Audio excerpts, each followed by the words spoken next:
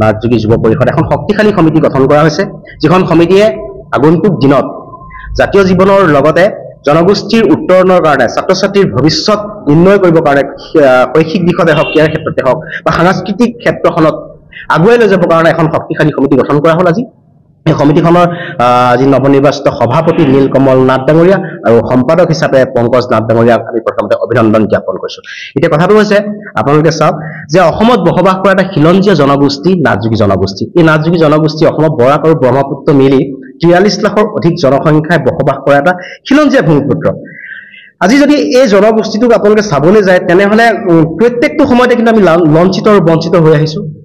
যেনেধৰণে ধৰক ৰাজনৈতিক ক্ষেত্ৰখনত যদি আপোনালোকে চাবলৈ যায় 126টা বিধানসভা সমষ্টিত কিন্তু আমাৰ এজন জনপ্ৰতিনিধি নাথাকাটো কিন্তু বৰ দুখজনক বিষয়।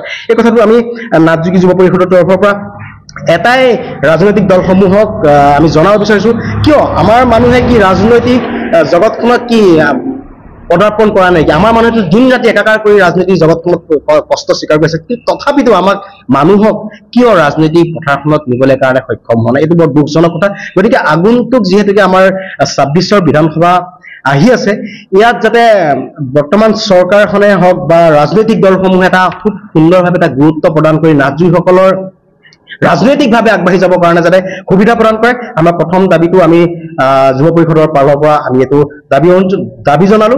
আৰু দ্বিতীয়তে আৰু এটা কথা জনাবই লাগিব যে আপোনালোকক 1857ত যদি আপোনালোকে চাবলৈ যায় কৃষক বিদ্ৰোহ হৈছিলে, কৃষক বিদ্ৰোহ বুৰঞ্জী প্ৰসিদ্ধ ফুলগুৰিত বা 1942 চনৰ ভাৰতীয় আন্দোলন আৰু অসমৰ ভাষা আন্দোলনেই হওক বা অসম আন্দোলনতেই হওক, অসম আন্দোলনত 855 গৰাকী শ্বহীদৰ ভিতৰত কিন্তু 144 গৰাকী শ্বহীদ কিন্তু আমাৰ নাথযোগী জনগোষ্ঠীয় আছিল। তথাপিতো কিন্তু আমি প্ৰত্যেকটো সময়তে বঞ্চিত হৈ আছো।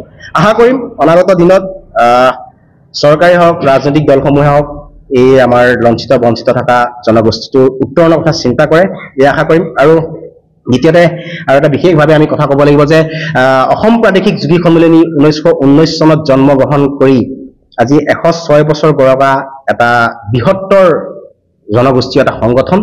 আৰু এই সংগঠনটোৰ ইতিহাস আছে। অসমৰ কৃষ্টি সংস্কৃতিৰ প্ৰত্যেকটো কৃষ্টি সংস্কৃতিৰ লগত আমাৰ জাতীয় জীৱনৰ লগত আমাৰ নাথযোগীসকলৰ সম্পূৰ্ণ এটা দায়বদ্ধতা আছে।